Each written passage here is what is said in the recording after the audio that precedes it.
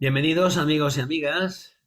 Hoy vamos a dar la penúltima charla de este curso y primero de todo, como siempre, vamos a hacer unos momentos de silencio para centrarnos en lo que vamos a decir hoy.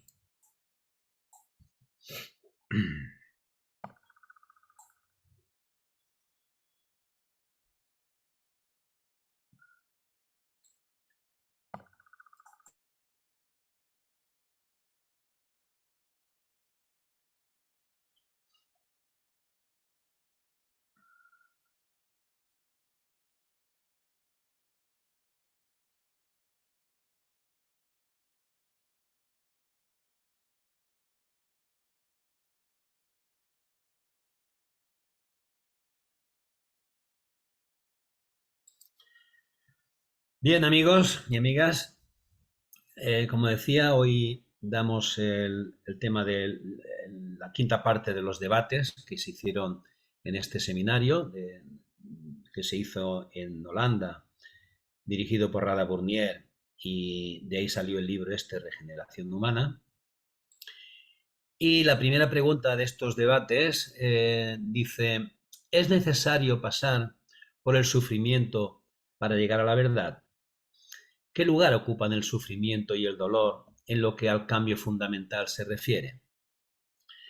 Os recuerdo que podéis interrumpir en cualquier momento preguntando o comentando o aportando cualquier idea, ¿de acuerdo? Y bien, ya que estamos hablando en esta pregunta acerca del sufrimiento, quería recordar lo de las cuatro nobles verdades del Buda, ¿no? La primera verdad que habla del sufrimiento dice, esta, oh monjes, es la noble verdad del sufrimiento.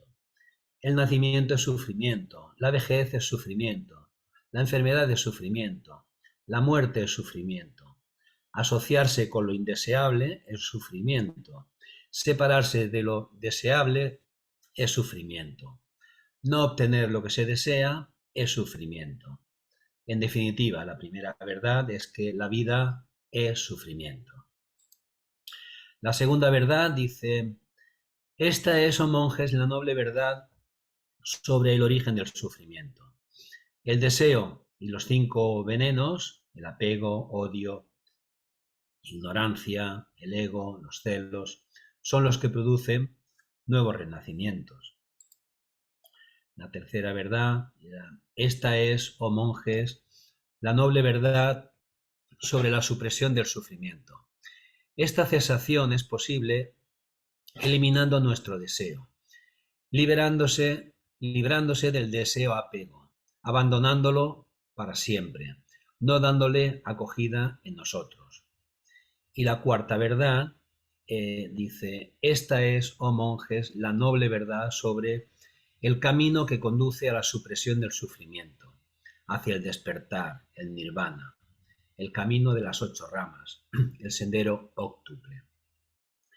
Y este sendero óctuple, en resumen, sería la visión correcta, el pensamiento correcto, la palabra correcta, la acción correcta, la ocupación correcta, o sea, ganarse la vida de una forma correcta, el esfuerzo correcto, la atención correcta y la concentración correcta.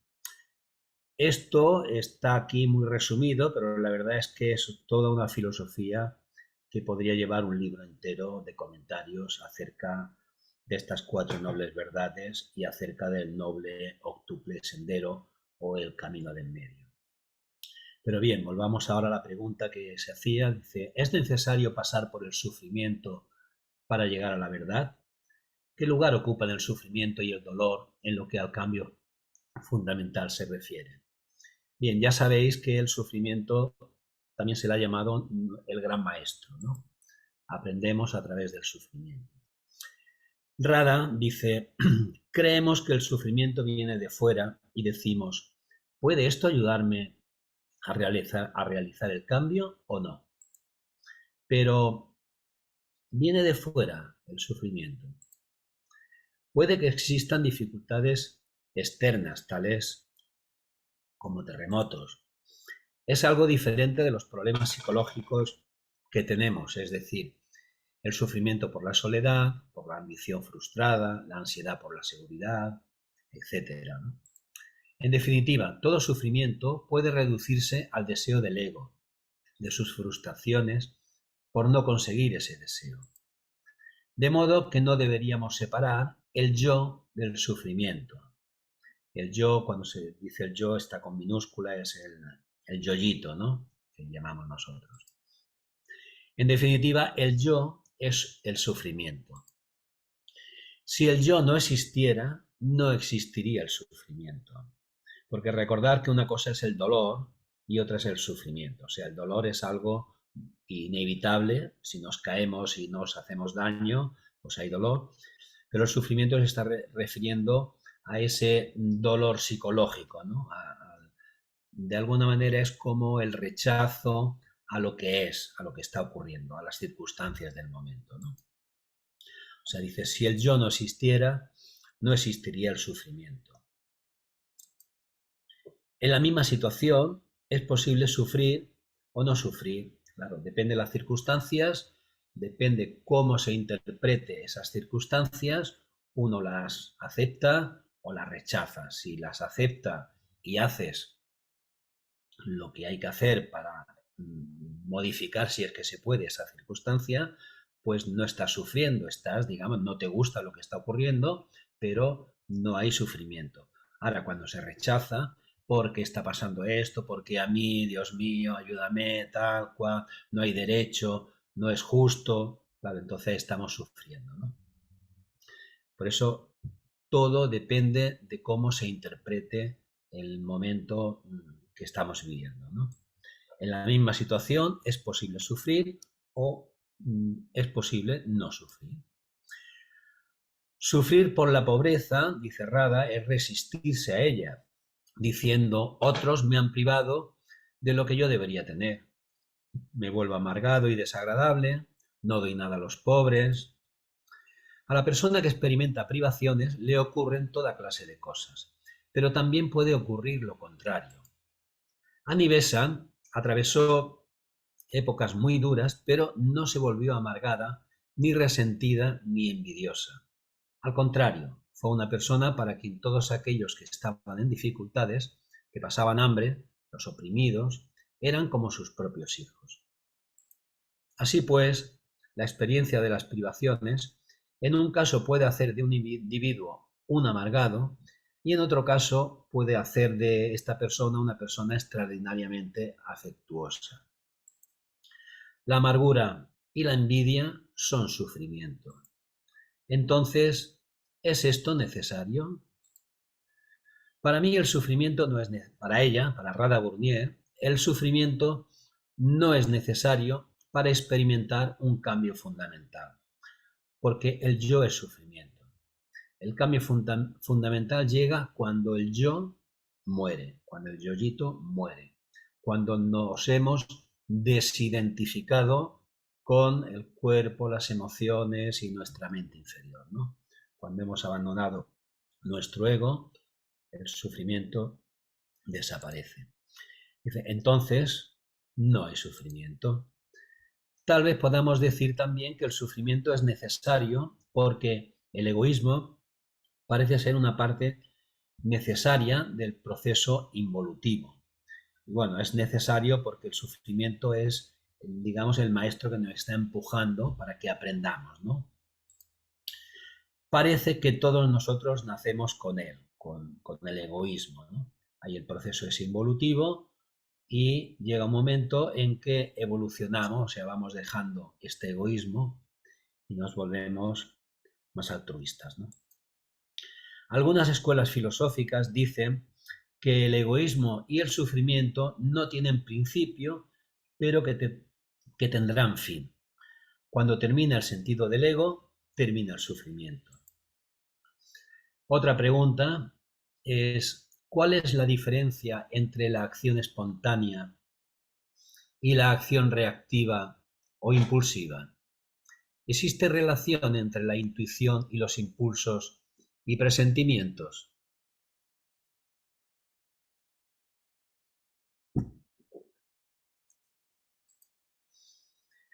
Alguien que estaba en el seminario, CB, que no sé quién es, dice, no creo que exista ninguna relación entre los impulsos o presentimientos y la acción espontánea. Rada Burnier dice, una reacción parece espontánea porque puede ser instantánea. Si alguien os golpea, reaccionáis inmediatamente. ¿En qué se diferencia esto de la acción espontánea? O sea, Rada está ahí diciendo que la acción espontánea puede ser tranquilamente una reacción, ¿no? Cebel vuelve a hablar y dice, el impulso o la reacción llegan del contenido de la mente.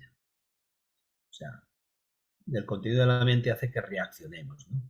La acción espontánea es la acción de una conciencia libre de los impulsos e influencias de la mente. Está más allá del pensamiento. Llega de un fresco manantial interno. Esto es lo que dice ella que es la acción espontánea. LR, otra persona que estaba en el seminario, dice, la acción reactiva, o sea, la reacción, va asociada con nuestros vehículos, con los vehículos de nuestra personalidad, y su conciencia está formada por el hábito y la herencia en el sistema nervioso. La psique y el subconsciente, o sea, está formada por el hábito, por la herencia, por la psique y el subconsciente.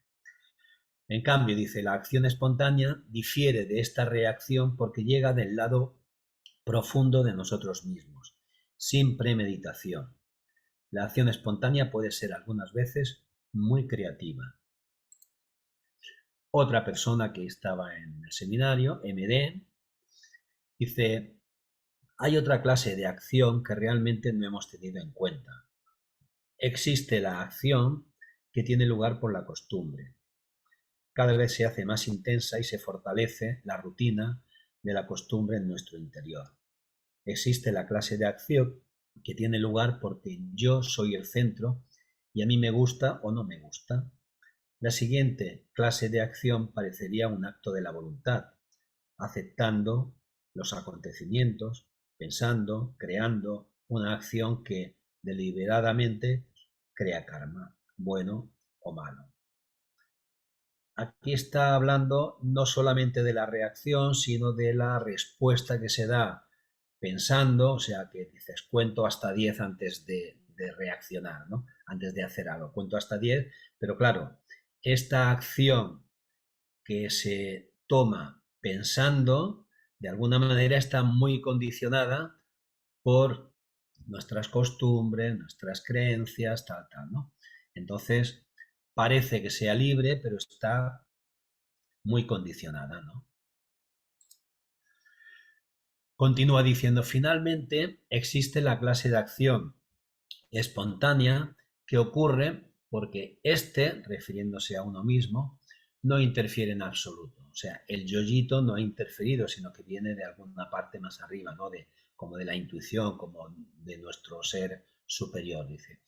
Esta clase de acción espontánea no interfiere en absoluto, simplemente tiene que ver con lo que se necesita como mero instrumento de la acción.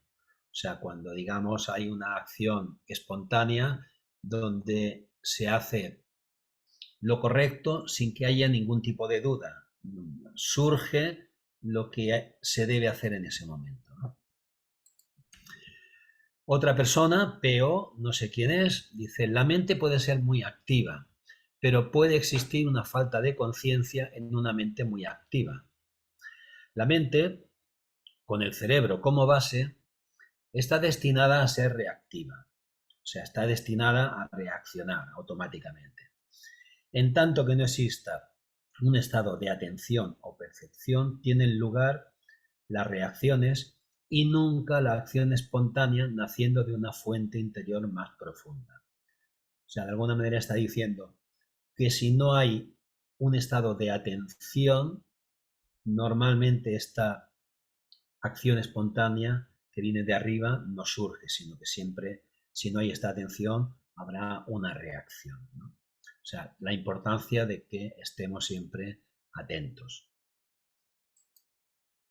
Rada dice, la atención o la conciencia la conciencia, deben descubrir ese yo separativo que reacciona. ¿Alguien se siente herido?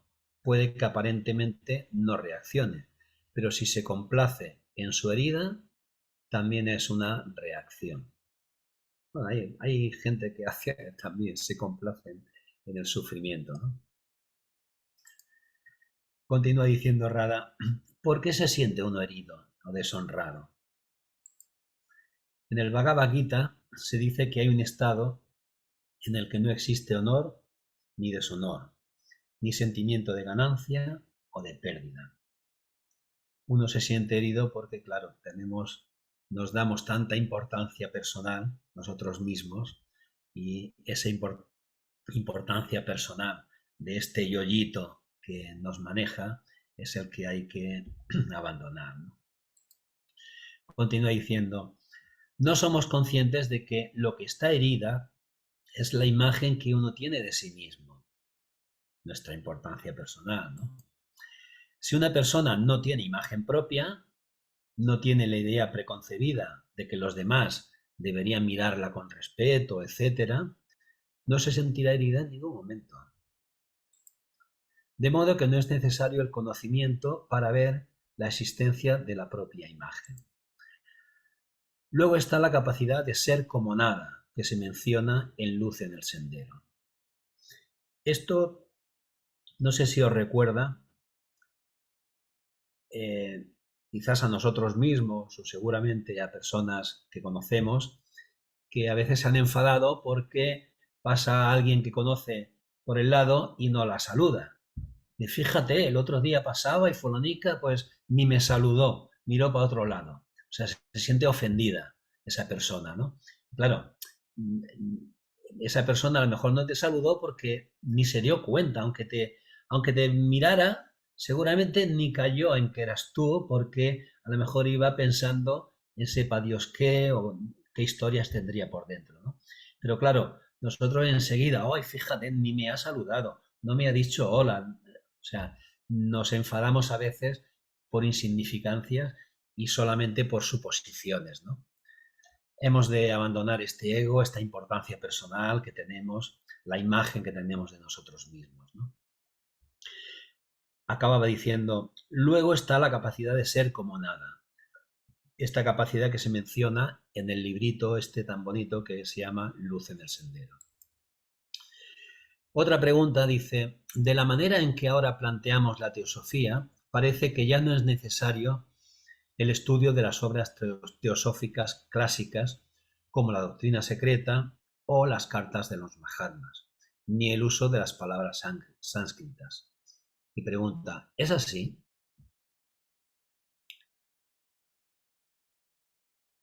Parece, dice, que no es necesario el estudio de la doctrina secreta o las cartas de los Mahatmas, ni el uso de las palabras sánscritas. Dice, es así. Y Rada contesta, ¿qué utilidad tienen los libros si no conducen a un despertar o a la sabiduría? Y si estáis despiertos y bien informados, ¿para qué necesitáis los libros? Esto se aplica a cualquier libro, tanto sea la doctrina secreta o las cartas de los Mahatmas o cualquier otro libro. Dice, y la denominación que se ha dado en la pregunta de libros clásicos podría ser excluida, ¿no? ¿Por qué poner un sello a cualquier libro y decir, este es el libro donde encontraremos la sabiduría? Esto, como dijo Kurt, depende de nuestro enfoque de la literatura. ¿Cuál es nuestro propósito? ¿Se trata de investigar o se trata de alguna clase de ideología? Si solo queremos una ideología teosófica o espiritual, entonces podemos decir, estas son las fuentes de las cuales obtenéis la ideología. Cada comunista tiene su ideología de Marx, pero los teósofos no deberíamos tener ninguna ideología. Nuestro lema es, no hay religión más elevada que la verdad. De modo que, si estudiamos las cartas de los Mahatmas o la doctrina secreta, deberá ser con una mente abierta, tratando de ver dónde está la verdad, la cual como se acaba de decir, puede encontrarse detrás de las líneas, no en las líneas. La doctrina secreta solo conduce a la verdad, porque las palabras no son la verdad. La palabra amor no es la experiencia del amor. Es por eso que en una de las cartas de los Mahatmas se dice: la mayor parte, si no toda, de nuestros secretos son incomunicables. La iluminación debe llegar de dentro. O sea, cuando estamos leyendo la doctrina secreta, las cartas de los Mahatmas, cualquier libro de teosofía, estos libros no son la verdad, no están, no sé cómo deciros, son experiencias de personas que han escrito ese libro. Pero claro, nosotros esa idea, esa enseñanza que leemos, tenemos que hacerla nuestra, tenemos que asimilarla, tenemos que comprenderla, tenemos que analizarla, tenemos que ver si podemos experimentarla. Mientras tanto, es una idea que no es nuestra, es de alguien que ha tenido esa experiencia. Y mientras que nosotros no hagamos de esa idea, no la integremos, no podemos decir que hemos adquirido esa sabiduría. Será una creencia, en todo caso, si nos la creemos, pero no será una parte de nuestra sabiduría, ¿no? No la habremos convertido en sabiduría todavía. Será un conocimiento que tenemos ahí y forma parte sería una más de nuestras creencias, ¿no? Dice, de otro modo, o sea, si la iluminación no llega desde dentro, todo lo que ellos tendrían que hacer, o sea, si, si lo que escriben fuera suficiente para que nos ilumináramos, dice, todo lo que ellos tendrían que hacer sería publicar lo que saben como libros de gramática y distribuirlos en el mundo. Claro, esto sería pues desde Jesús, Pitágoras, Platón, Jesús, Buda, todo el mundo estaría ya iluminado, ¿no? Si solamente se tratara de leer los libros que han escrito o de las palabras que han dicho estos sabios, ¿no? Pero claro, no se trata solamente de leer, se trata de integrarlo y de experimentarlo, ¿no? O sea, si fuera así sería muy fácil. Solamente habría que publicar lo que saben como libros de gramática y distribuirlos y ya está todo el mundo iluminado, ¿no? Entonces todo el mundo sería más sabio. Luz en el sendero, el librito este tan bonito de Mabel Collins, y libros similares de sabiduría se han dado al mundo, pero no nos hemos convertido en sabios porque no sabemos cómo destilar la verdad de ellos, cómo penetrar en las palabras. No nos hemos sensibilizado ante la verdad.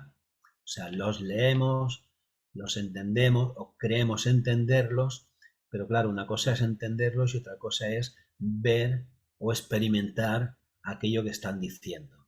Mientras no lo integremos, mientras no lo experimentemos, se convertirán en, bueno, nos lo creemos, será una creencia más, ¿no? No podemos decir que ya no necesitamos más libros clásicos.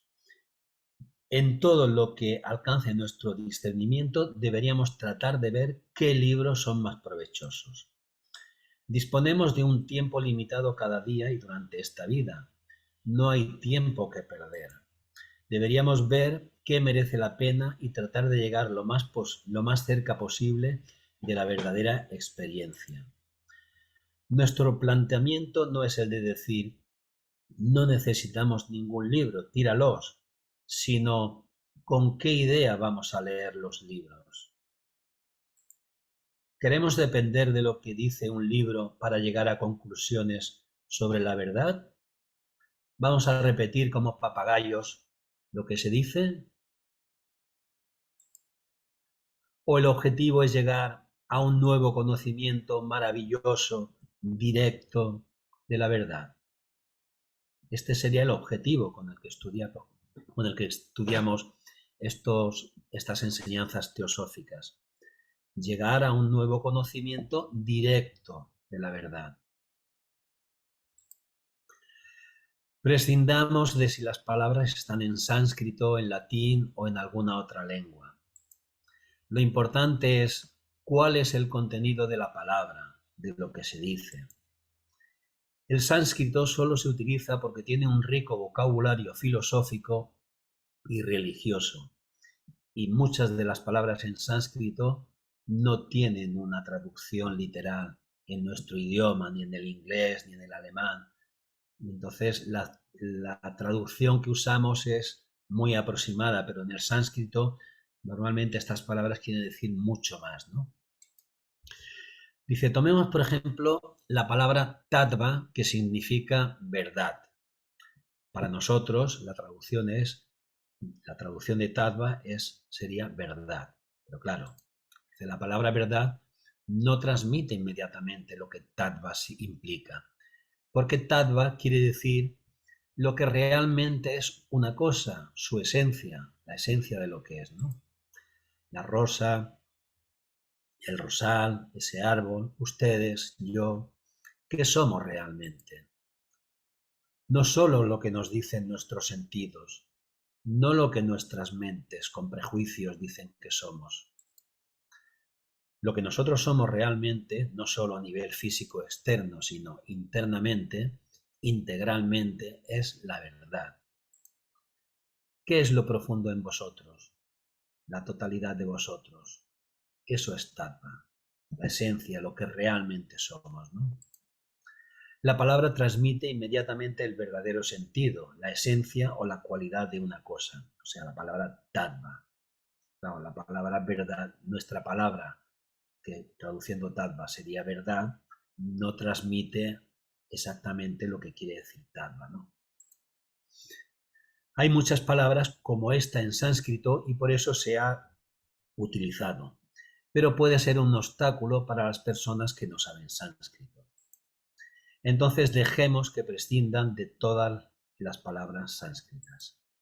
No estamos interesados en las palabras o en los libros, sino en la verdad. Normalmente tendríamos que, cuando estamos leyendo un libro de teosofía, o bueno, quizás cualquier libro, ¿no? Tendríamos que tener un diccionario al lado y muchas de las palabras ver qué significan, ¿no? En caso de que estén escritas en sánscrito, lo mismo, ¿no? En internet podemos escribir la palabra sánscrita y nos dará mucha información, ¿no? Porque a veces leemos de seguido y no estamos percibiendo todo el sentido de lo que la frase nos está diciendo, ¿no? Finalmente Rada dice, sí que necesitamos los libros clásicos. Magda. Yo creo que sería interesante que en los libros hubiera un glosario sánscrito. No, Bueno, ya tenemos nosotros un glosario. no, incorporado Ya, de las palabras que salen en el libro. ya. Porque a veces el glosario está allí y estoy leyendo, pero no me levanto a cogerlo. En Ya. cambio, sería práctico que lo incluyeran. Sí, pero bueno, depende cómo, pues tener un glosario dentro a lo mejor implica que tengas un volumen más, No, porque no, solo las palabras que salen en el libro, no un glosario completo. pero Glosario, pero del libro solo. Sánscrito, sí, ¿qué te refieres, Magda? Sí, sí, Las sí, palabras en sí, las sánscrito. palabras en sánscrito. Al pero, por final del... ejemplo, la doctrina secreta tiene Uy, dos volúmenes. no, aquello no. Si ponemos el glosario, necesitaríamos otro volumen más, Un carretón. un carretón. Sí. Bueno, antes de Rada decía, no tenemos que clasificar los libros como clásicos, algunos libros, ¿no? Pero finalmente dice, sí que necesitamos los libros clásicos. Sin embargo, ningún libro debería convertirse en el sustituto de la experiencia de la verdad. No hay ninguna palabra de Dios, porque ésta debe escucharse en las profundidades de nuestro propio corazón, no leerse en letra impresa, ¿no? No debemos depender de las palabras de otras personas, pero los libros pueden ser útiles. Un libro es como un mapa, os facilita una especie de interpretación, pero claro, el mapa no es el terreno, ¿no? Ah, Tere, no, no quieres decir nada, simplemente dices, vale, vale. Bueno, No, no, mira, es que de verdad que es tan interesante, tengo mucho apuntado, no te voy a decir todo, pero es tan interesante lo que estás haciendo esta tarde, para mí es abrir mentes.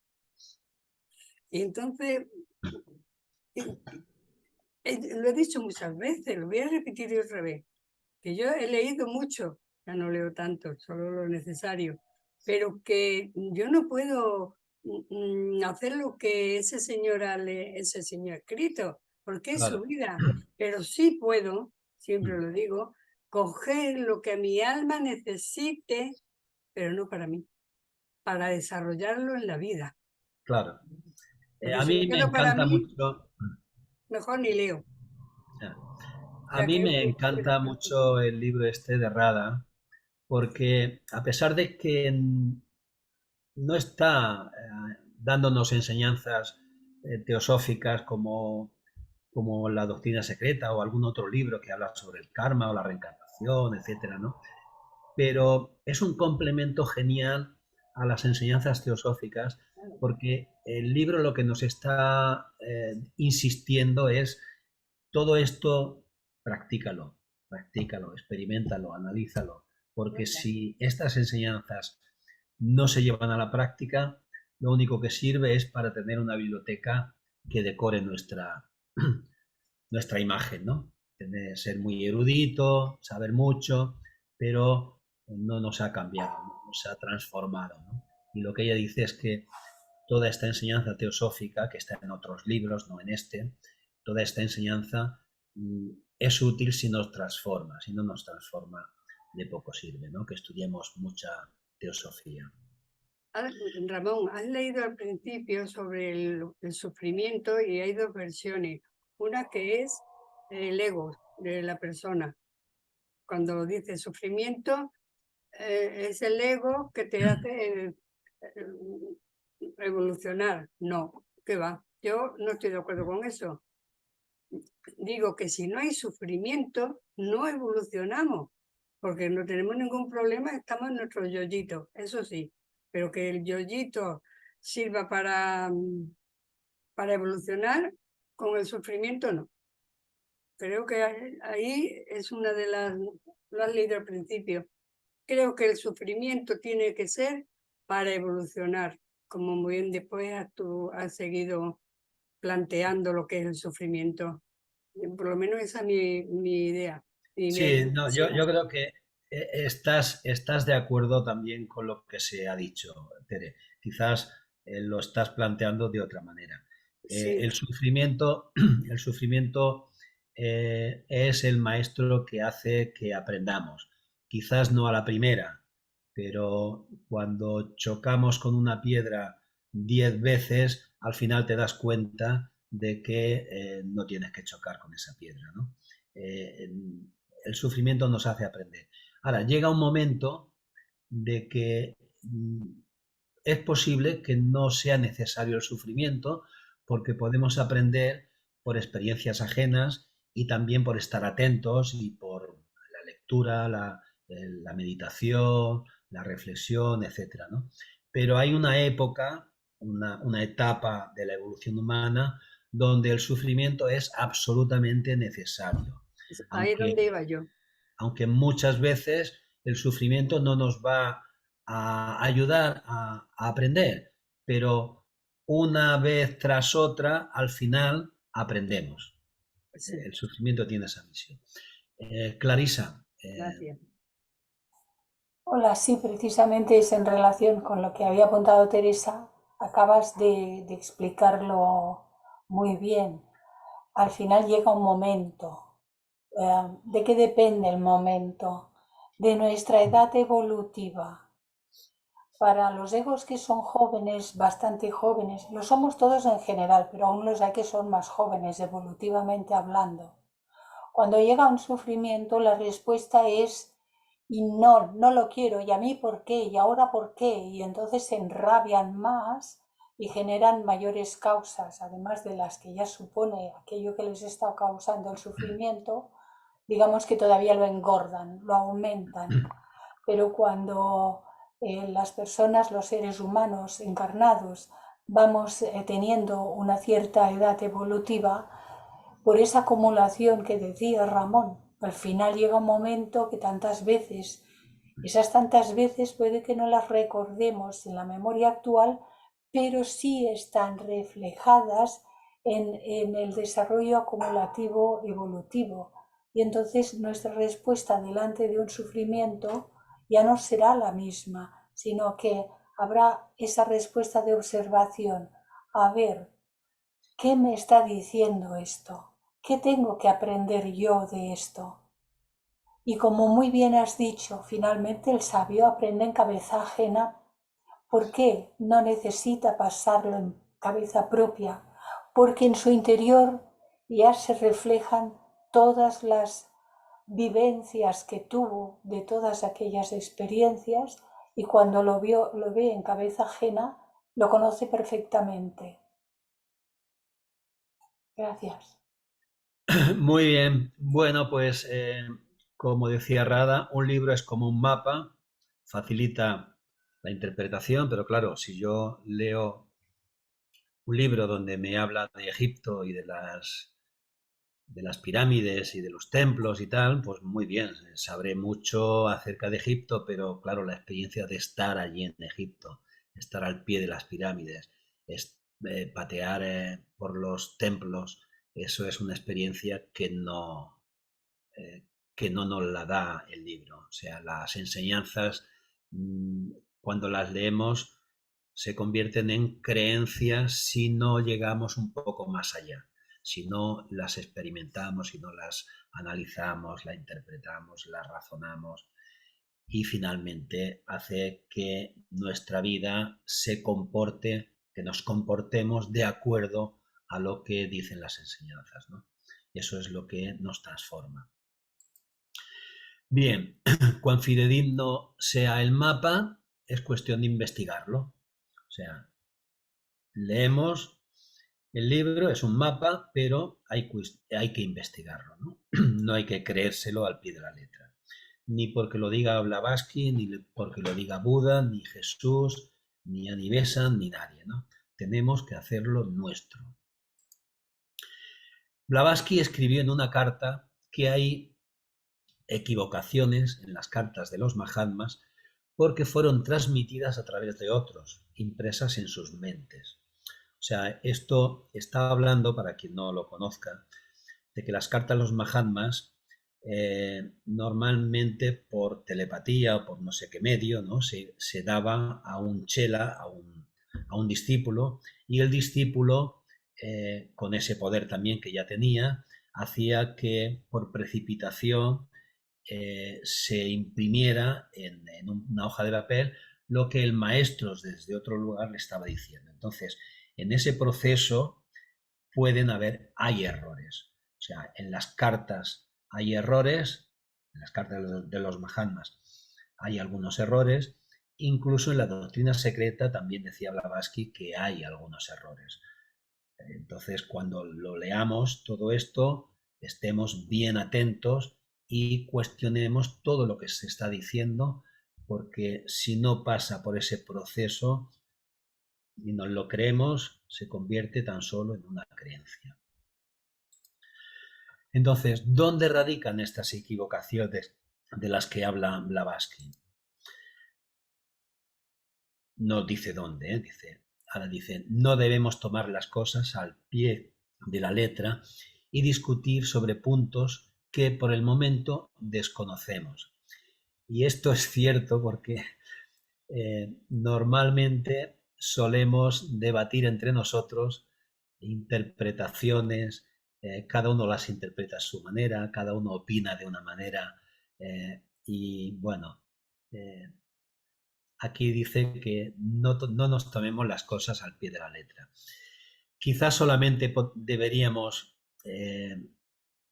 discutir sobre estos puntos cuando las enseñanzas las tengamos muy bien integradas, cuando estemos convencidos. Mientras tanto, no discutamos tanto, no debatamos tanto, porque a veces, bueno, estamos hablando sobre lo que no sabemos, ¿no? Aquí esta Y, al pie de la letra I, Mm. sería ni discutir, ni No, discutir, no tomemos las cosas al pie de la letra ni ni discutamos sobre discutir. puntos que desconocemos, ¿vale? Yo he visto algunas discusiones muy curiosas, ¿eh? Un matrimonio de miembros de Teosofía discutiendo sobre puntos de la doctrina secreta de lo que decía Blavatsky, y uno decía una cosa, otro decía que la otra, en fin. Y visto desde fuera, pues que era como un poco divertido. Bueno, Rada continúa diciendo, si estamos realmente interesados en la verdad, debemos ir a lo esencial. Y algún día, cuando lleguemos a ser omniscientes, está muy lejos eso, muchas otras cosas serán conocidas. Claro, si somos omniscientes, prácticamente lo conoceremos todo, ¿no? Otra pregunta dice, ¿cómo hemos de considerar la literatura de Annie Besant y de Leadbeater a la luz de este planteamiento directo y moderno? ¿Y por qué se hace esta pregunta? No sé si igual luego, Clarisa, quieres decir algo. Simplemente deciros que o sea, la pregunta habla sobre la literatura, los libros de Annie Besant y Leadbeater.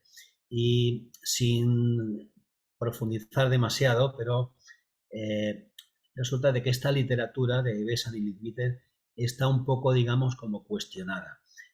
Hay diferentes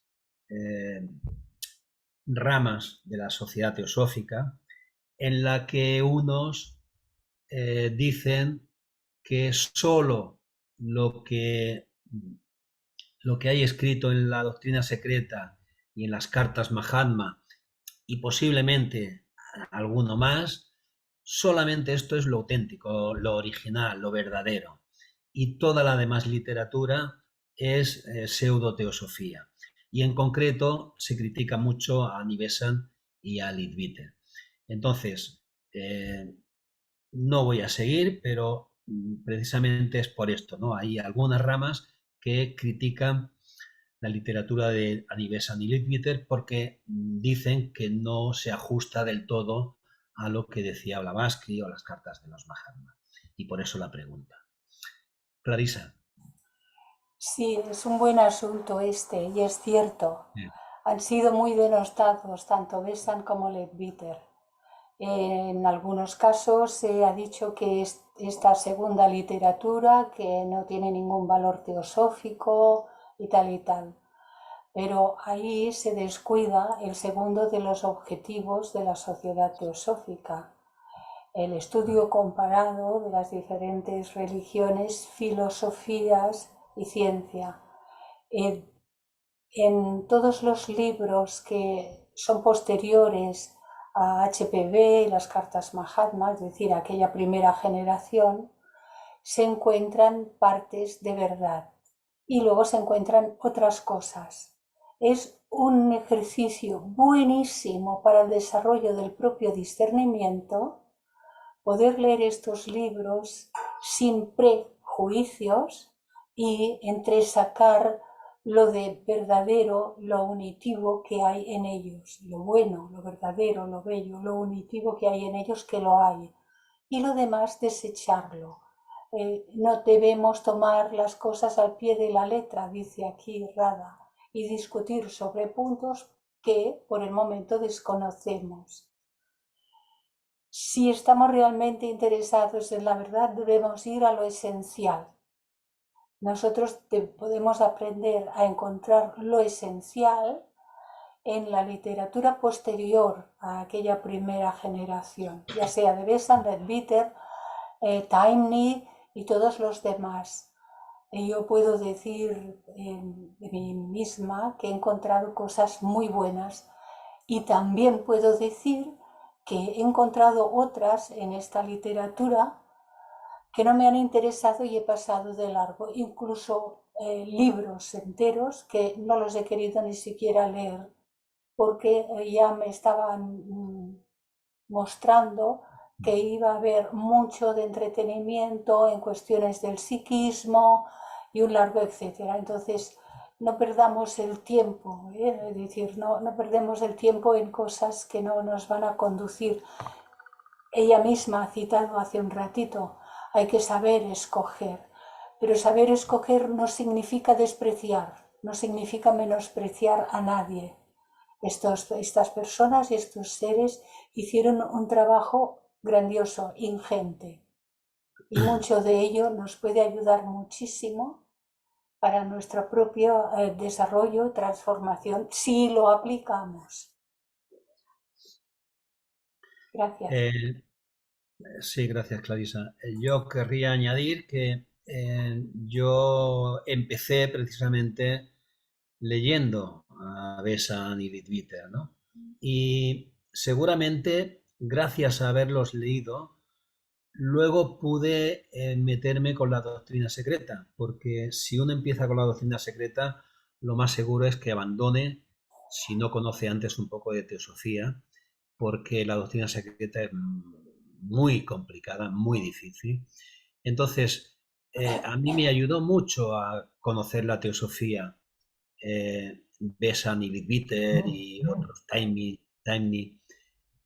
Claro, luego cuando empecé a leer la doctrina secreta vi que habían cosas que no coincidían, que uno decía una cosa, otro decía otra, y bueno, ahí está el discernimiento y el razonar uno mismo por dónde, a quién me creo, a quién no me creo, qué tiene más sentido para mí, qué no. O sea, es un ejercicio interesante el poder contrastar, ¿no? Igual que, o sea, el estudio comparativo de ciencia, religión, filosofía, es bueno para poder discernir, pero aunque yo ahora ya no leo a Leadbeater, por ejemplo, pero entiendo de que a mí me ayudó mucho a entender, a poder luego meterme con la doctrina secreta. Si no hubiera empezado por estos libros, pues no lo sé qué hubiera pasado, pero yo la doctrina secreta, bueno, es ahora aún que la mitad de las cosas no las entiendo, pues si no hubiera sido por estos libros que me iniciaron en la teosofía, pues seguramente hubiera abandonado el estudio de la doctrina secreta, ¿no? Bien, pues vamos a ver qué dice Rada a la pregunta esta. ¿Cómo hemos de considerar la literatura de Annie Besant y Leadbeater a la luz de este planteamiento directo y moderno? Dice Rada, la pregunta debería ser, ¿cómo hemos de considerar cualquier literatura a la luz de la regeneración? ¿Por qué preguntar solo sobre la literatura de Annie Besant y Leadbeater?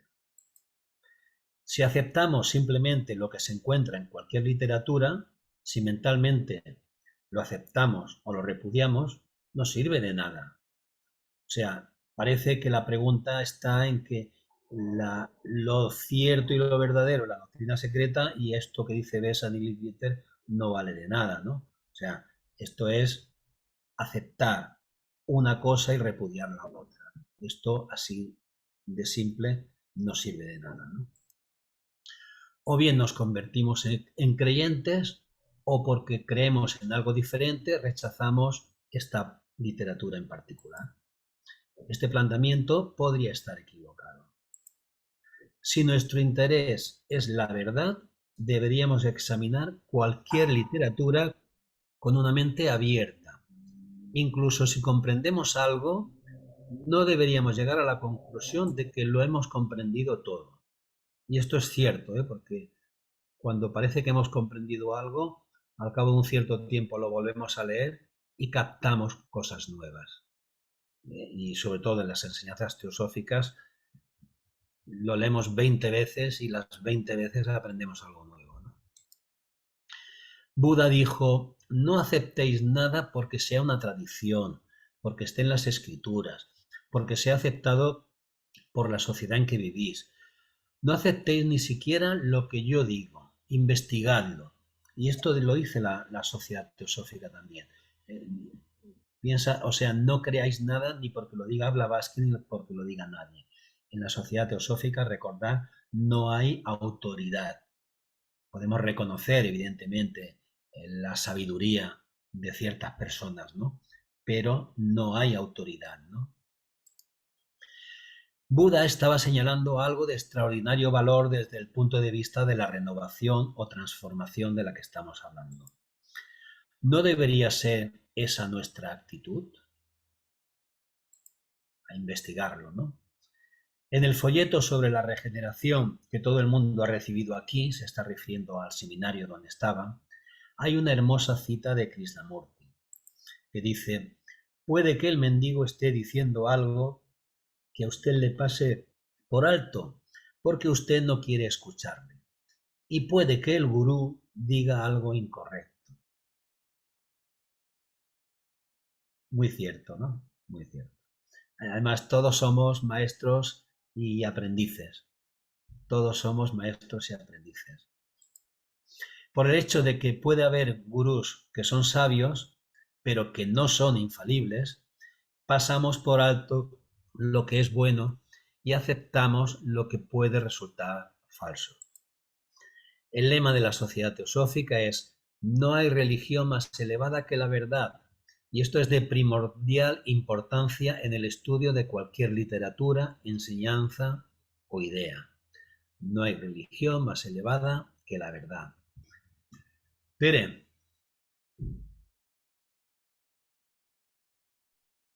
Sí, sobre lo que has dicho de los pobres, me he acordado, me ha venido a la cabeza hace unos años, pues en un paseo que hay en Cáceres, que tú conoces, se ponían en una acera las personas a pedir, ¿no? Y a veces yo cuando pasaba, pues veía a la gente que abría el monedero, le echaba en el cesto un lo que fuera y se largaban, ¿no? Y entonces un día pensando, me digo, me voy a decidir. Y yo lo que hice es, a cada uno de los que había 4 o 5, en vez de echarle una moneda, me puse así mirándole a los ojos, me agaché un poquito y le digo, ¿y para qué pide usted? Y me decían todos, para comer. Y le decía yo, veralo. Le decía yo, pues no se preocupe, yo le puedo llevar a un sitio donde puede comer, puede desayunar, puede cenar, incluso puede dormir. Y me dice, la mayoría, ¿eh? O sea, están todos puestos de acuerdo. Sí, en Cáritas. Digo, sí, en Cáritas. Dice, sí, pero es que ahí hay que ir a una hora que ellos te dicen. Y yo no estoy dispuesto. Digo, entonces, perdóneme, pero usted no pide para comer. Y desde entonces nunca le he hecho nada, es verdad, nunca. Les di la oportunidad de, si quiere, hasta incluso a algunos jóvenes les decía para trabajar. No querían, porque el echar una moneda yo allí, sin mirarlo siquiera, ala, te den, para mí es degradable. Porque mi conciencia, qué tranquila se queda, que le he echado la moneda, no. Pregunta para qué y que te conteste, y igual alguno dice, pues gracias, pues lléveme, ¿no? No sé si estoy liando mucho. Perdón. ¿Qué me ha venido a la cabeza? Estás perdonada. Bueno, pues, como decía Rada, el lema es: no hay religión más elevada que la verdad, ¿no? Todo debería ser considerado según sus méritos. No debemos rechazar algo por prejuicio. Recordad que estamos hablando de los libros de Anibesan y de Leadbeater. No debemos rechazar algo por prejuicio, criticar por costumbre, condenar a una persona para siempre porque haya cometido algunas equivocaciones, o poner a alguien en un pedestal porque nos guste depender de una autoridad. O sea, no condenemos a alguien porque se haya equivocado alguna vez, ni pongamos a alguien en un pedestal porque nos gusta depender de alguien que nos lidere, ¿no?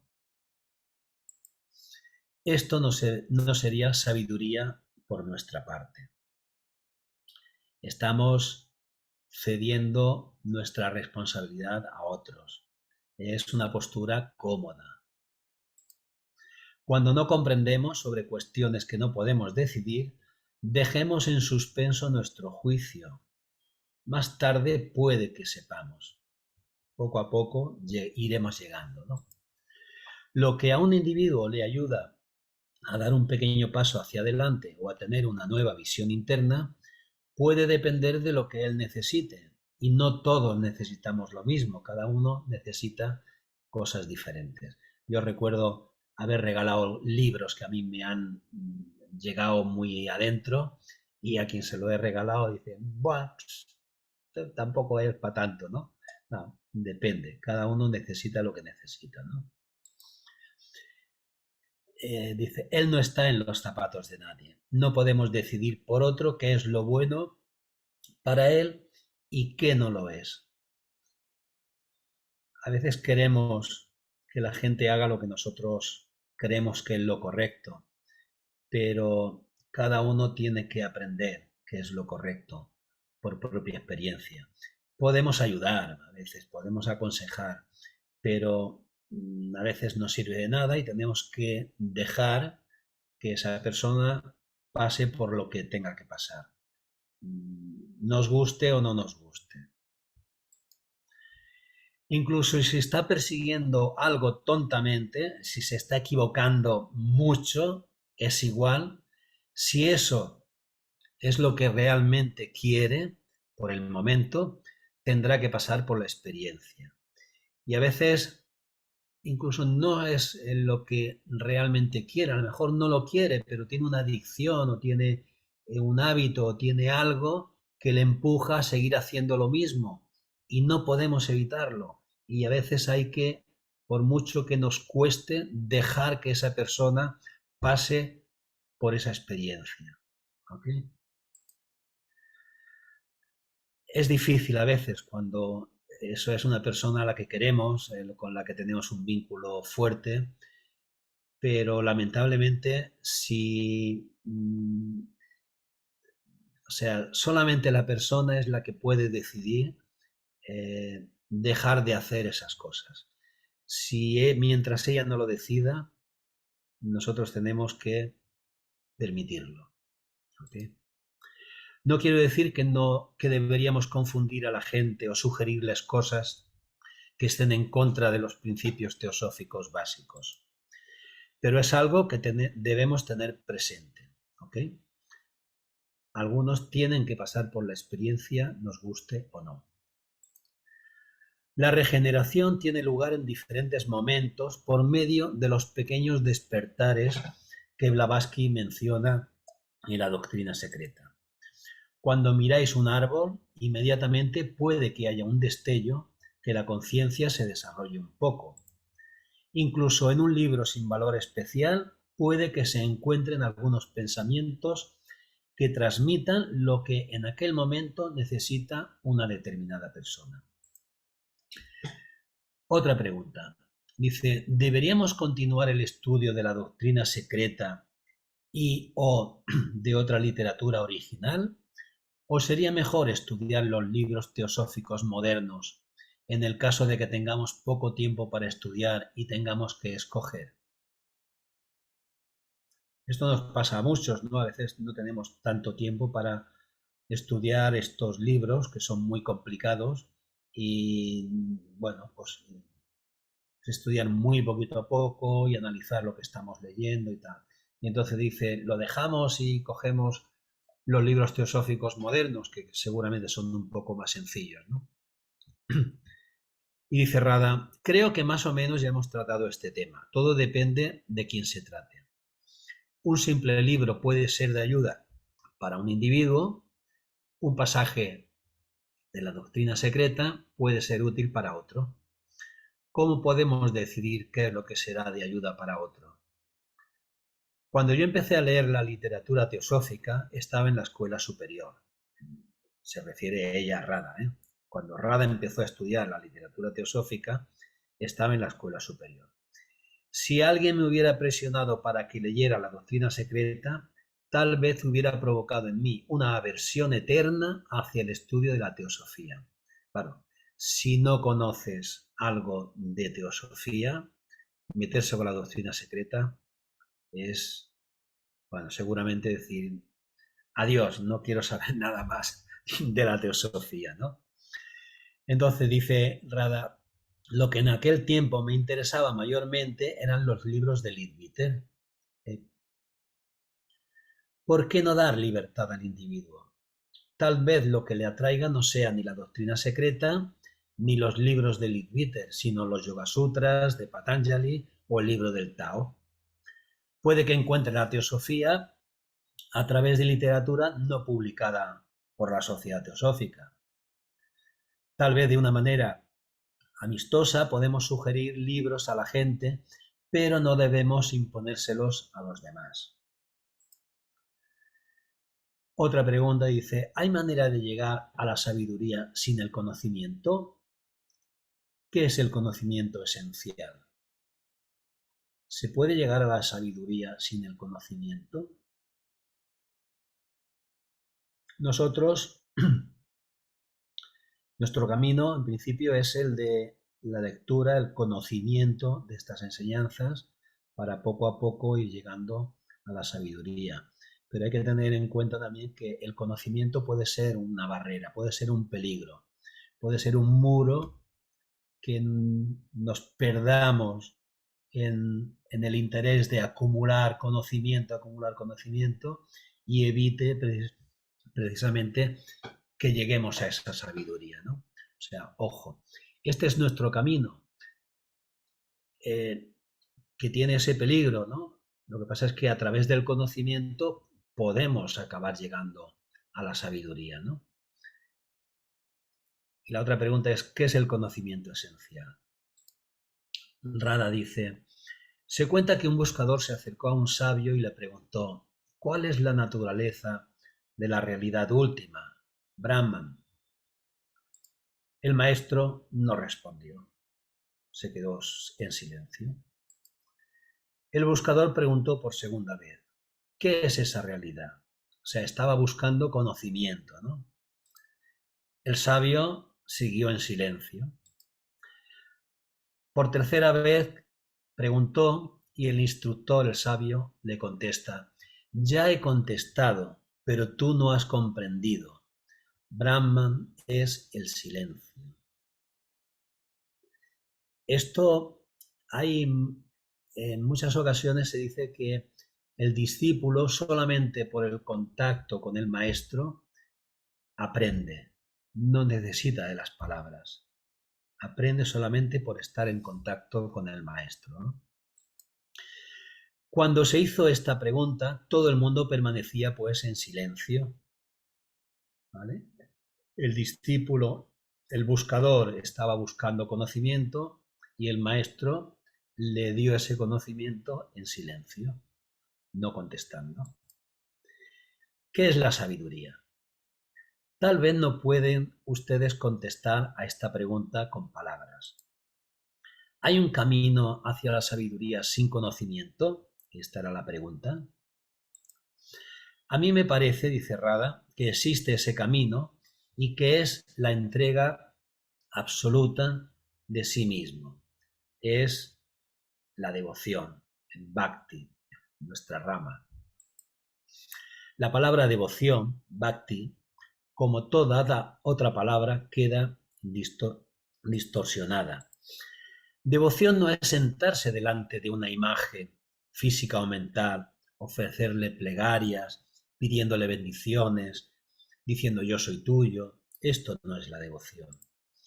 La devoción abandona el yo totalmente. No pide nada, ni bendiciones, ni conocimiento, ni gracia, nada. Para el devoto, sea lo que sea que el Supremo quiera, es bueno. Es una entrega total, ¿no? Todo en la manifestación es bueno, porque todo es parte de la realidad una. El Bhagavad Gita menciona diferentes clases de devotos. Los que quieren ser aliviados de su sufrimiento, los que desean el conocimiento y los que quieren otras cosas. Pero el verdadero devoto es el que no quiere nada, se entrega totalmente. Ese es un camino hacia la sabiduría del cual se habla en varias tradiciones. No sé si habéis estado en el curso que hicimos aquí del Bhagavad Gita, donde se hablaba de los diferentes tipos de yoga. Y había el yoga de la devoción, que era un camino también hacia la iluminación, ¿no? Hacia la sabiduría. Y bueno, ahora comento. Continúa diciendo, la entrega de uno mismo indica la idea de que el yo separado debe ser completamente descartado. Entonces, existe la realización de algo infinitamente más maravilloso, la belleza, la verdad, una presencia divina universal. El conocimiento puede crear dificultades, pero también puede crearlas la devoción. Si uno no lo comprende correctamente, este conocimiento se convierte en mero sentimentalismo o emoción. No es fácil desprenderse de todos los deseos, de todas las voliciones, de toda la complejidad del yo. Llegar a la sabiduría no es fácil porque hemos forjado el sentimiento del ego durante muchas encarnaciones. El egotismo puede ser pasivo durante algún tiempo y la persona parece más sabia, pero puede cambiar cuando se enfrenta con condiciones más complejas o con la tentación. La tentación no viene de fuera, está dentro. El egotismo puede ser pasivo durante algún tiempo y la persona parece más sabia. He puesto esta imagen porque dependiendo de las circunstancias personales, uno puede dar esta imagen de ser una buena persona, pero cuando cambian las condiciones podemos dar la otra imagen. Y si damos la otra imagen, no es porque la tentación venga, el problema venga de fuera, sino porque el problema está dentro. Tenemos a veces esta imagen, pero si las circunstancias cambian, podemos dar esta. O sea, todo está adentro, todo está adentro. Nada viene de fuera. Si las circunstancias hacen que dejemos de ser tan buenos como aparentamos, el problema no ha sido la circunstancia. El problema es que aún no hemos evolucionado lo suficiente, ¿no? Solo cuando hay un deseo en el interior aparecen las circunstancias para tentar. Es realmente reavivar lo que ya existe. Disculpad, hemos estado hablando aquí del tema ese de si había algún camino hacia la sabiduría sin el conocimiento. Y a mí me viene a la mente, me recuerdo de algunos maestros o sabios que conocemos, por ejemplo Ramana Maharshi o Nisargadatta Maharaj, no sé si lo Nisargadatta. Maharaj. Nisargadatta. Nisargadatta Maharaj, sí. Son personas que no han tenido una educación especial, que han aprendido mucho, que no tienen ningún título, no han ido a la universidad. En cambio, tienen una sabiduría inmensa. O sea, cualquier pregunta que se les hace tienen unas contestaciones muy sabias. Y seguramente son personas que han llegado a esta sabiduría a través de la devoción. O sea, ha habido una entrega total de sí mismos. Que yo, hágase tu voluntad, ¿no?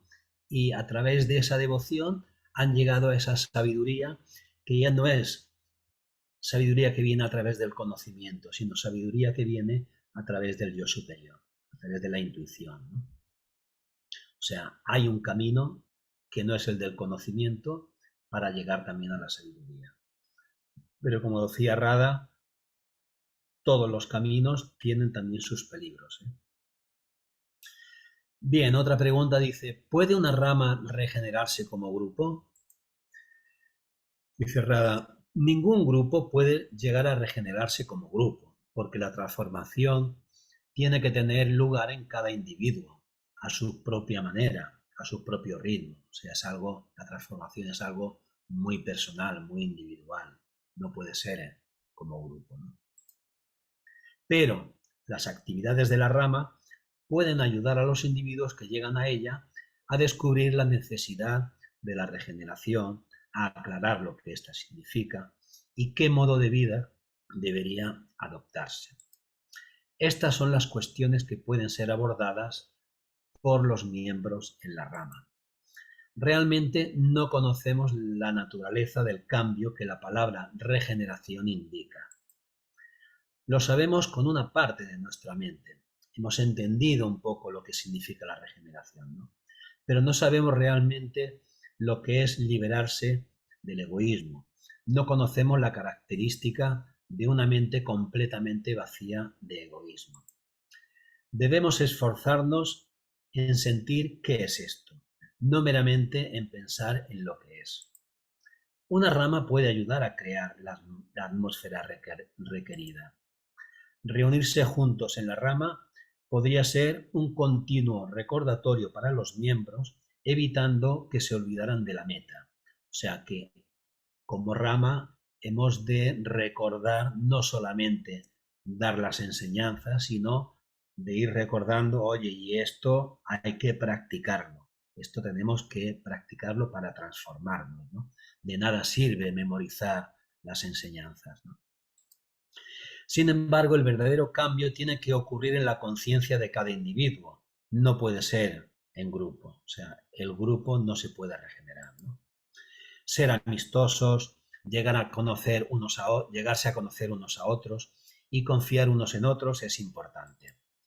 Alguien dijo que cuando llegó por primera vez a una rama, nadie se fijó en ella. Esa indiferencia no es la manera de crear una buena atmósfera para este trabajo.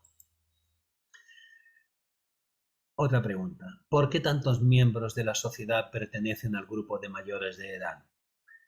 ¿Podemos hacer más para la gente joven? Bueno, aquí tenemos una representación, ¿no? Todos somos mayores de 18 años. Rada dice, algunas veces la gente dice, los jóvenes quieren esto, de modo que debe hacerse. Si decís, ¿qué jóvenes? Os indicarán a alguien que tiene 45 o 50 años. Y ya no son tan jóvenes, no son gente de mediana edad, han dejado de ser jóvenes. Necesitamos almas viejas que contribuyan con su sabiduría. Y las almas jóvenes necesitan algo como la sociedad teosófica. Los jóvenes necesitan a la sociedad teosófica y nosotros necesitamos almas viejas también. Nosotros necesitamos personas de diferentes edades. Puede que los jóvenes no se sientan atraídos por la sociedad teosófica mientras están demasiado seguros de ellos mismos. A medida que uno se hace mayor, se vuelve menos seguro de sí mismo, menos confiado en el propio conocimiento y más dispuesto a aprender. Nos cuestionamos a veces más las cosas que los jóvenes, ¿no? Deberíamos tener más actividades participativas, tal como se ha sugerido.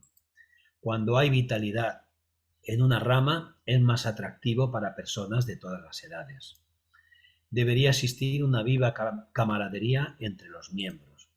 Si hay una atmósfera cálida, como en una familia, en que las reuniones sean agradables y se permita participar a los jóvenes, la gente se interesará más. A los jóvenes que les guste ser activos en la sociedad teosófica se les podría permitir que se encargaran de algún trabajo práctico, como el de la Orden Teosófica de Servicio, o haciendo cualquier otra cosa útil que dé salida a su energía. Rada dice, cuando Rada era muy joven, en la tabla redonda, nuestro trabajo no era solo ceremonial. Hacíamos muchas cosas juntos. Recogíamos y confeccionábamos vestidos para los niños pobres, hacíamos o vendíamos dulces de chocolate y los beneficios eran para los pobres. Pensábamos que estábamos haciendo algo maravilloso, pero también lo pasábamos bien.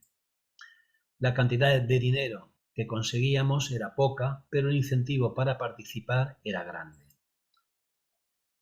Otra pregunta dice, las enseñanzas teosóficas no son todas muy sencillas, más bien son complicadas, ¿no?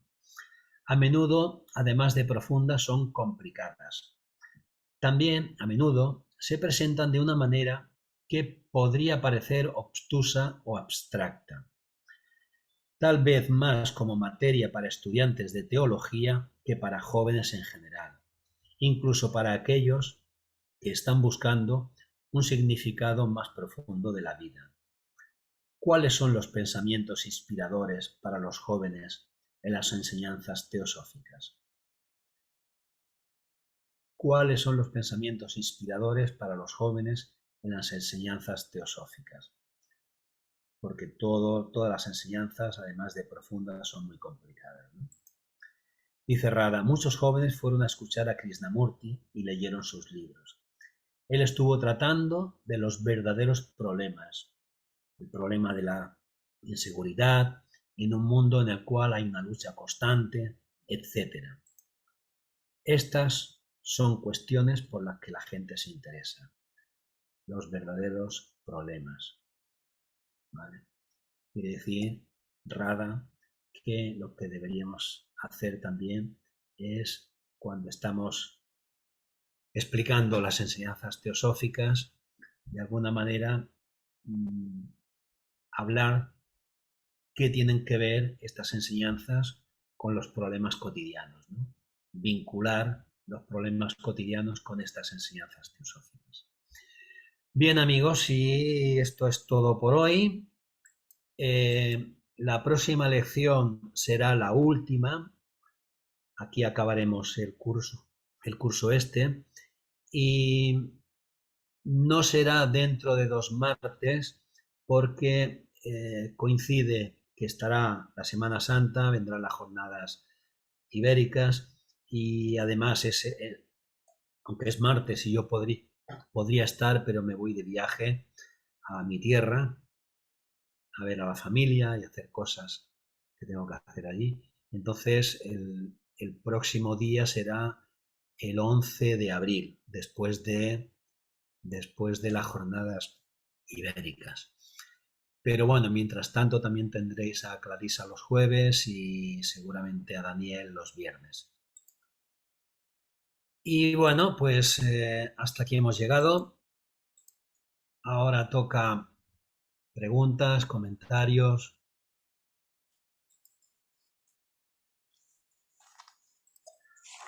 Hombre, Marc, no te había visto antes. ¿Qué tal? Hola, ¿alguien Os quiere toca, hacer comentarios? yo tengo la boca seca ya.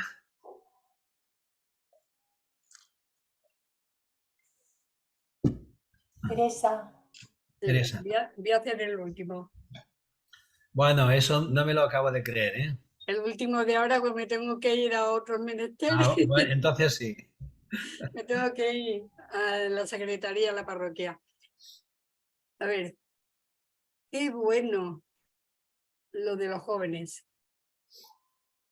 Fíjate que hace unos días estaba hablando con Tino, sabía todo quién es, y le he propuesto yo, que no sé, pero sí me atrevo de dar una pequeña información de qué es la teosofía, qué se pretende con ella, para dar valores, no enseñanza, para dar valores. Y creo que lo vamos a conseguir, pero ya lo haremos después de Semana Santa. Así que fijaros lo que es la teosofía, hasta donde nos lleva. Claro, porque hay una cosa que es muy importante, que hay que tener respeto a todas las personas que crean en lo que quieran creer. En la iglesia hay que tener respeto, aunque no esté de acuerdo. Y después, otra cosa muy importante que has dicho, yo lo comparto, que es en lo que somos las ramas. Nosotros somos pequeñitas, la mayoría están fuera, pero es una convivencia de enseñanza, de valores y como si fuéramos una familia. Así es que, de verdad, creo que es algo, es que no me, ya sabes que yo no sé explicarme, yo no soy de aquí. Así es que os deseo de verdad que todo eso que sabéis mucho más que yo, pues que os dé tiempo a ponerlo en marcha, porque hay una cosa en la vida que mucha gente no sabe, que es paz interior. Cuando se hace algo por alguien, por lo que sea, yo me acuerdo cuando murió mi marido, me decía la gente, ¿cómo estás tan tranquila? Digo, que tengo paz interior, hice lo que supe, lo que pude, ¿no? Pues con esto es igual. Yo no puedo quedarme aquí en mi casa. ¿Que tengo problemas? ¿Quién no? Mucho. Pero no me impide que mi alma, no Tere, mi alma me lleve fuera. Y estoy todo el día liada. De verdad, os lo digo de verdad. Pero Bueno, no me importa Tere, porque estoy viva. Mi cuerpo, que se aguante y... Bueno, Tere, ya he dado una charlina, vale. perdonadme y ya está. Que seáis felices. Espera, no te vayas todavía, ¿eh? Por favor, no te vayas. Has dicho que que vais a hacer una charla a los jóvenes Sí, para hablarles un poco de teosofía, ¿vale? sí. Pues yo te digo, a todos los que vengan y a más si tienes acceso, diles que un día de mayo voy a dar una charla acerca de qué es la teosofía y qué es la sociedad teosófica, ¿vale? Ya. Lo haré, Teosofía y qué es sociedad teosófica. lo Será haré. una cosa sencilla que todo el mundo podrá entender y seguramente sería muy interesante si alguno de estos puede asistir a la charla. Pues sí. Están También todos os invitados. digo que hay personas en mi parroquia, muchísimo más jóvenes que yo, de 40, de 50, que algunos sí ven las charlas que dais, me Muy consta. bien. Así es que, bueno, pues ya está. Si podemos hacer eso por la teosofía, pues qué bonito. Pero sin me esperar nada a cambio, que a mí no me va a dar nadie a cambio, me va a dar nada, al revés. Voy a estar feliz y contenta. Muy Chicos, bien, Tere. me voy a trabajar, que seáis buenos. Adiós, Igualmente. Clarisa, Clarisa, Marga, Seguro. que sigas así de guapa, Loli, un besazo. Y mi niña chiquinina que está por ahí, que María Rosa, un abrazo muy fuerte, todo todo. Y a Marte, hace mucho que no lo veía. Hasta luego, Tere. Bueno, Bueno, venga, adiós. decirme que... Clarisa había levantado la mano y tú también. No, Sí, yo bueno, ya he hablado. yo solamente iba a comentar que durante bastantes años en la rama Bhakti de Terrassa tuvimos la actividad de la mesa redonda con familias y niños. Y era un grupo numeroso de niños y niñas.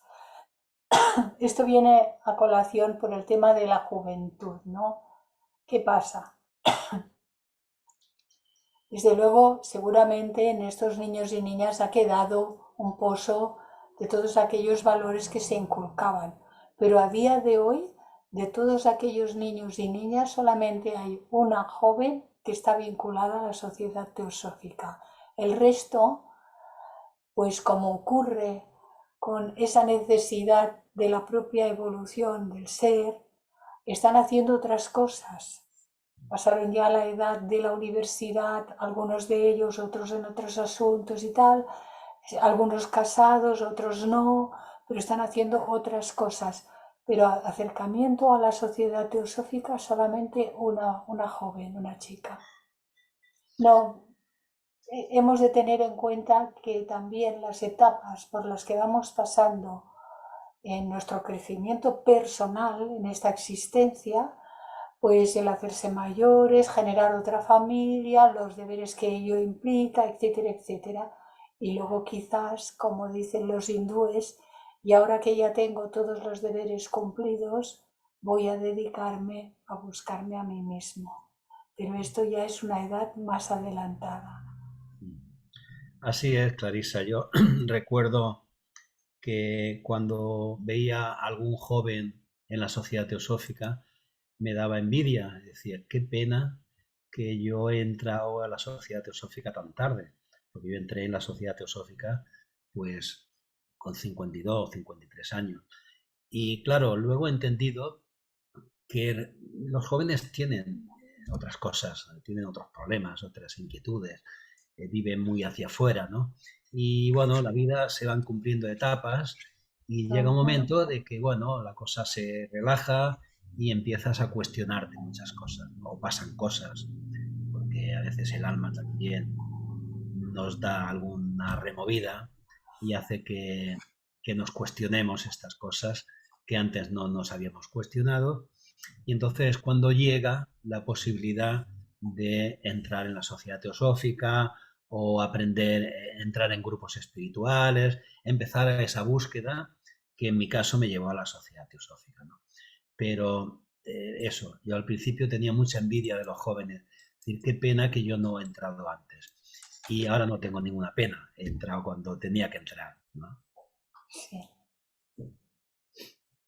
Y tú también, Marc, y tú también, Magda y Loli. Yo entré con 58 58 en la sociedad, ¿eh? Ya llevaba más años en otra parte. Bueno, Marc, ¿qué tal? ¿Qué me cuentas? Uy, el Marc.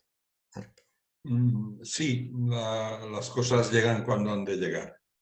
Yo también muchas veces he reflexionado de que ¿por qué no se enseña esto antes? ¿Por qué? También lo he pensado muchas veces. Y en mi caso particular llegó cuando tenía que llegar. De una forma atípica, nada devocional, solo por mínimo interés. Y llegó. Marc, Sí, sí. enseñarlo debían enseñar, lo que pasa es que no estábamos en el lugar adecuado. Sí. Yo hablo de cuándo me llegó a mí. No, y yo, porque ellos ya estaban, era yo que no acudía. Sí, pero lo mío fue tan fortuito, tan atípico. Pero bueno, Ahí así lo acojo. Sí. ¿Querías decir algo, Loli? No, es que, a ver, todo lo que has dicho, pues estoy de acuerdo, es que no hay mucho que discutir ni que... Es que, bueno, me parece de un sentido común extraordinario toda la lección de hoy, lo que estás diciendo, es genial. ¿Que es difícil? Sí, claro que sí, pero bueno, ahí estamos, haciendo lo que podemos y bueno, intentando pues lo mejor posible. Bueno, pues no sé si no tenéis más que decir, pues nos despedimos hasta el día, bueno, 11. recordar que no solamente yo hago charlas en Bhakti, también Clarisa los jueves y Daniel algún viernes. Sí, lo van Entonces, recibiendo semanalmente la sí, programación. este curso ya continuará para dar la última charla el día 11 de abril. Y nada, hasta entonces, amigos y amigas, gracias por haber estado, por seguir este curso. Y nada, pongámonos manos a la obra y practiquemos todo lo que sabemos, ¿de acuerdo? Sí, señor. Venga, que vaya muy bien, chicos y